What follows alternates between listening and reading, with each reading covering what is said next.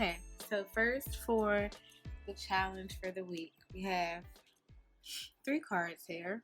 Um, so this week, you may find yourself struggling a little bit with things that are like deeply important to you, as far as things that make you happy, people that make you happy, situations or circumstances that make you happy, your relationships, be they romantic or your friendships or your family, just people or things that are really, really close to your heart, that you really love, that you really care a lot about. You may find yourself having some difficulty um, accepting them for what they are, or new prospects that you've acquired over time, as far as like new people that you've been talking to, or a new job that you started, or a job that you're looking for, or a certain career path that you embarked on that at the beginning you thought would bring you a significant amount of happiness and pleasure, and it hasn't been panning out that way. And that's kind of coming to a head this week. You're starting to kind of recognize that you're starting to feel, rather you're starting to feel like you might have been wrong, like you might have made the wrong decision, you might have misinterpreted things a little bit, you just don't like what it's looking like, you don't like how it's feeling, and you're having some difficulty accepting the reality of what is, and um, being comfortable with that. So energy to embrace over the week.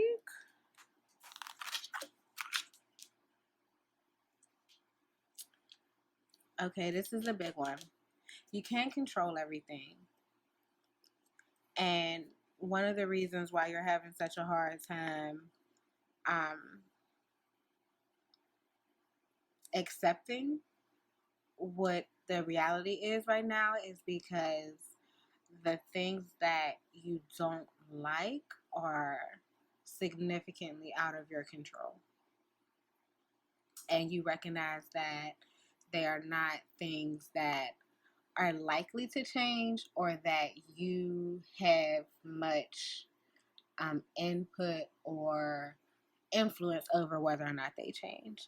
So some energy to embrace in dealing with this type of challenge is just embracing the fact that you can't control everything. Surrender and recognize that what is and whatever is going to be is what's going to be, and that if you can't change it, then it doesn't make any sense for you to focus on it or to overexert any energy on it. And also, um, embrace that everything has its natural order, and you have to be open to allowing people and things to be who or what they are naturally. Everybody deserves the freedom and the space to be in the fullness of who they are, right? So if you are dealing with somebody and you like them, they're really cool, but it's like highlighting over the past week or so, it's been highlighting things that you don't like, aspects of their personality or their behaviors that you do not like, that you do not bang with, and you really don't want no parts with, but you also recognize that this is a cool person, you like this person, and you can see how your life will benefit from having them around you in your life. You got to have some compassion to give them the freedom to be in the fullness of who they are.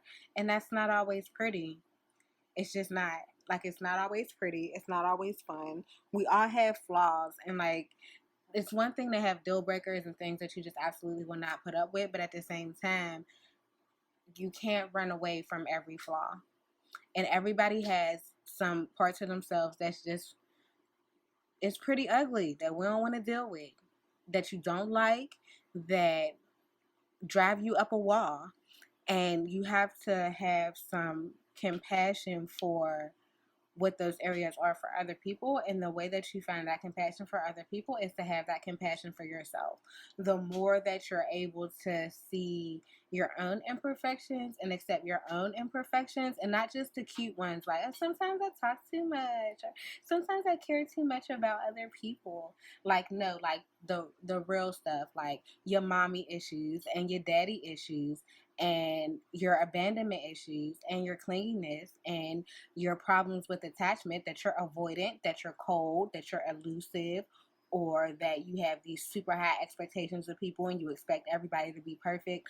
Whatever toxic traits that you have acquired through life, the more that you spend time understanding what those things are and how they present in life in general and in your intimate personal relationships specifically, and then you start to grow compassion for yourself in those areas. And that doesn't mean you don't work on them or you don't try to be better, and that doesn't mean that you don't expect the people around you to be self-aware and to continually try to work on themselves and be better. But you have compassion for whatever state that they present in, and you're able to accept them, and you're better able to accept them and enjoy their presence. Excuse me. When you're operating with that compassion and you're giving them the freedom to stand in the fullness of who they are, you're not making them shun those parts of themselves that they don't like, or you're not shunning the parts of yourself that you don't like, and you're okay with that. You can surrender to what reality is and the reality of that person, because a lot of times we may have this idealistic image of a person, a job, a career, or whatever, and when we start to see the things that don't necessarily fit within that ideal, we don't want to deal with it no more. But if you have some compassion and you surrender to the fact that with the good comes the bad, there's the yin and the yang, there's dark and there's light, there's light and then there's shadow in everything. And when you surrender to that, give people the time and space that they need to exist in the fullness of that reality, and then you'll have some compassion. That's energy that you need to embrace. And again, I'm speaking in terms specifically of like relationships, romantic relationships, but this could also be friendships or family, or it could be your relationship, like I said, with your career or a job or anything like that. Okay? So, energy to avoid for the upcoming week. Stop trying to run away. Stop trying to search for something new.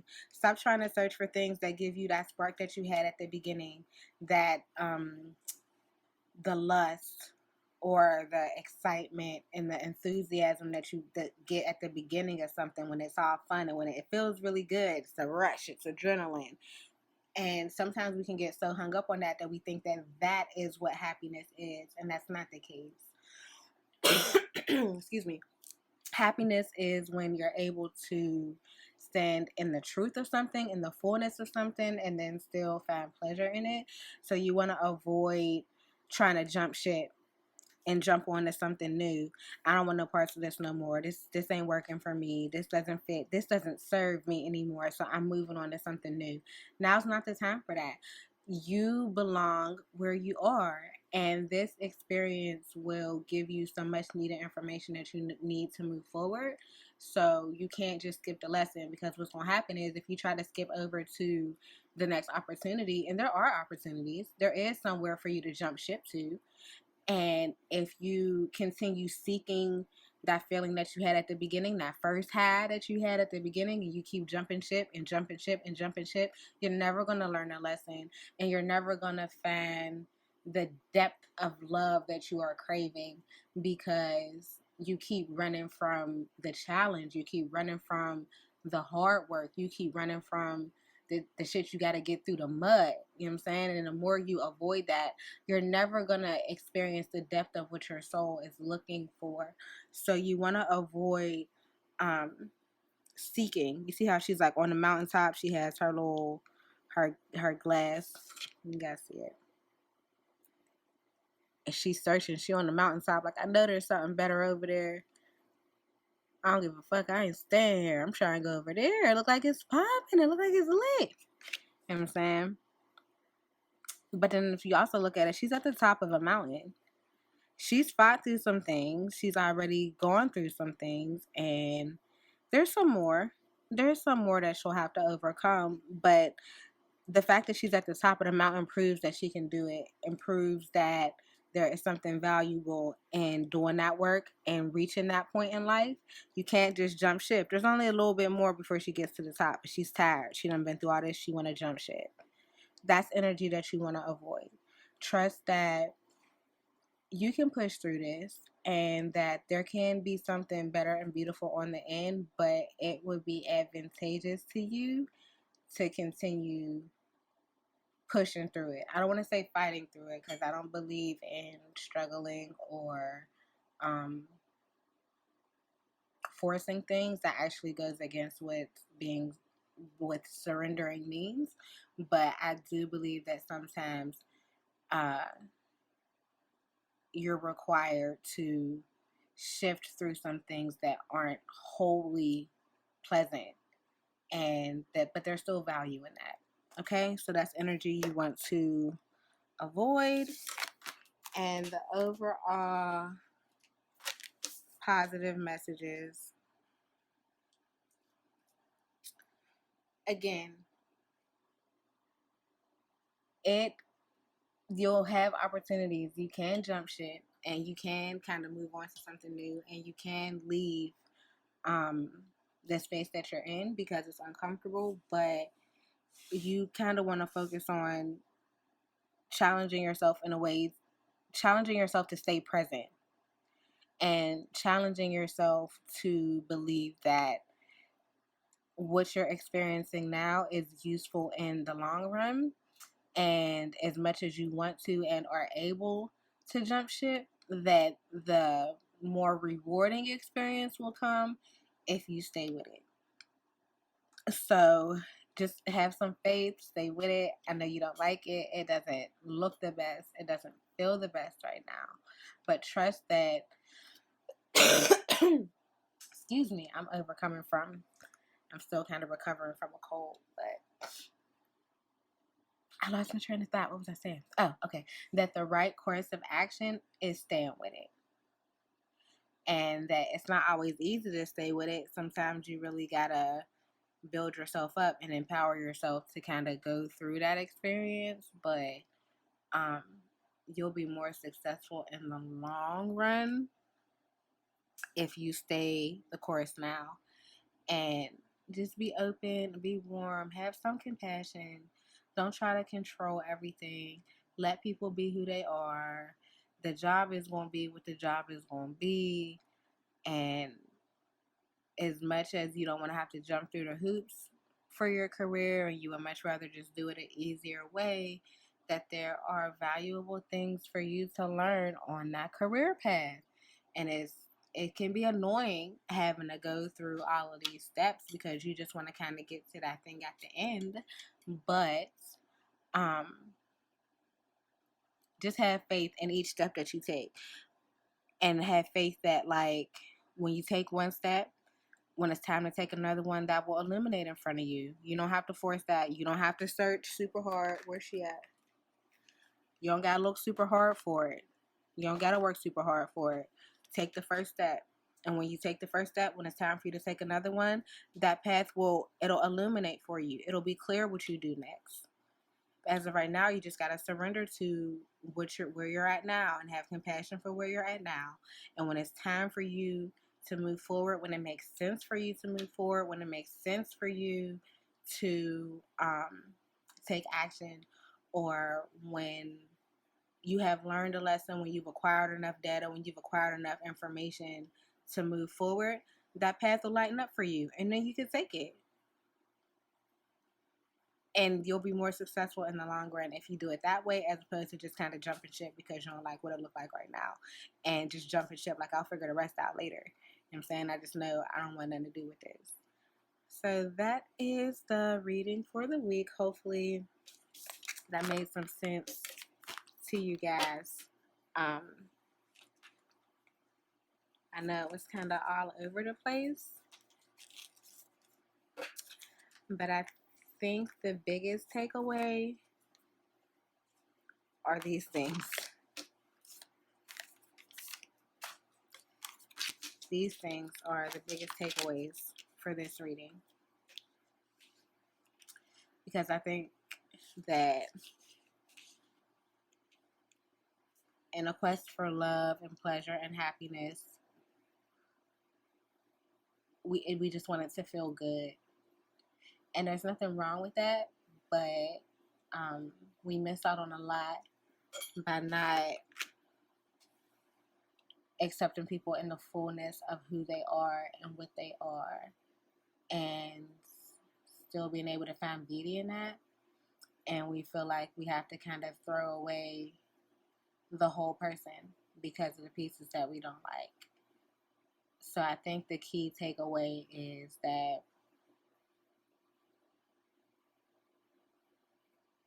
part of loving deeply, like deeply loving someone or something, is being able to see the value in it despite everything that's ugly about it, all of the flaws. And on the flip side, when you want to be loved deeply, it's not comfortable to let somebody see you that way. You really want to stay pristine. You really want to present the best possible version of yourself. And sometimes you got to strip down and bear down and let them see you naked and let them meet you where you are. And there will be times where you do that and the individual is not able to accept you or is not able to welcome you, is not able to show you compassion. But that has more to do with the way that they see themselves than the value of you or the worth of you. Because somebody who is not able to accept themselves in totality is not going to be able to accept you. But somebody who does accept themselves and somebody who can be honest with themselves and is self-aware and is committed to bettering themselves, they'll be able to meet you here. They'll be able to see you when you're here and to still give you love and to still give you acceptance and to still give you compassion. So as